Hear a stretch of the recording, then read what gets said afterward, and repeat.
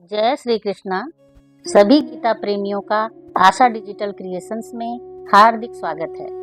आज हम श्रीमद् भगवत गीता के प्रथम अध्याय के 17वें, 18वें और 19वें श्लोकों का शुद्ध उच्चारण, सरल भावार्थ और उनसे मिलने वाले जीवन संदेश को जानेंगे।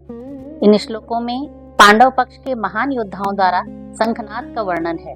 यह केवल युद्ध की घोषणा नहीं, बल्कि धर्म, साहस, आत्मविश्वास और सत्य के पक्ष में खड़े होने का संदेश भी है।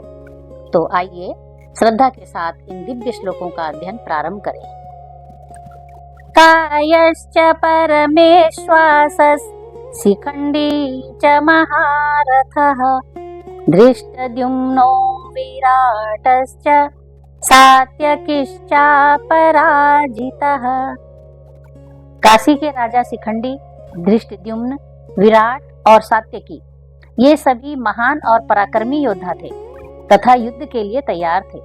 इस श्लोक में पांडव पक्ष के अन्य वीर योद्धाओं के नाम बताए गए हैं।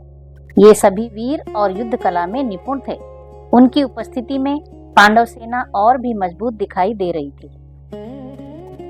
द्रुपदो द्रौपदेयाश्च सर्वशः पृथिवीपते सौभद्रश्च महाबाहुश्च शंखान् दद्मुः पृथक् पृथक्। राजा द्रुपद, द्रौपदी के पांचों पुत्र और महाबली अभिमन्यु ने भी अपने अपने शंख बजाए। अर्थात इस श्लोक में बताया गया है कि पांडव पक्ष के अन्य वीरों ने भी अपने अपने शंख बजाकर युद्ध के लिए अपनी तैयारी और उत्साह को प्रकट किया। पूरे रण क्षेत्र में शंखों की गूंज फैल गई।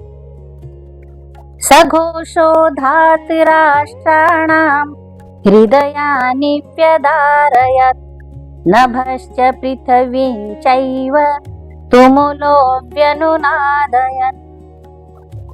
पांडवों के शंखों की वह तेज आवाज धृतराष्ट्र के पुत्रों के हृदय को हिला गई। वह गूंज आकाश और पृथ्वी में चारों ओर फैल गई। अर्थात जब पांडवों ने अपने अपने शंख बजाए तो उनकी आवाज इतनी शक्तिशाली थी कि कौरव सेना घबरा गई। पूरे युद्ध के मैदान में शंखों की गूंज सुनाई देने लगी। इससे कौरवों के मन में भय और चिंता पैदा हो गई। इन तीनों श्लोकों से हमें अनेक प्रेरणाएं मिलती हैं। जब हमारा उद्देश्य धर्म और सत्य हो तो हमारा आत्मविश्वास ही हमारी सबसे बड़ी शक्ति बन जाता है। एकजुट होकर किया गया प्रयास सबसे बड़ी चुनौतियों को भी डगमगा सकता है। जीवन में यदि हमारा पक्ष सत्य का है तो हमें किसी भी कठिन परिस्थिति से डरना नहीं चाहिए। यदि यह वीडियो आपको उपयोगी लगा हो तो कृपया इसे लाइक करें, अपने परिवार और मित्रों के साथ शेयर करें और यदि आपने अभी तक आशा डिजिटल क्रिएशन चैनल को सब्सक्राइब नहीं किया है तो अवश्य करें। आपका एक छोटा सा सहयोग हमें श्रीमद् भगवत गीता के प्रत्येक श्लोक को सरल भाषा में आप तक पहुंचाने की प्रेरणा देता है।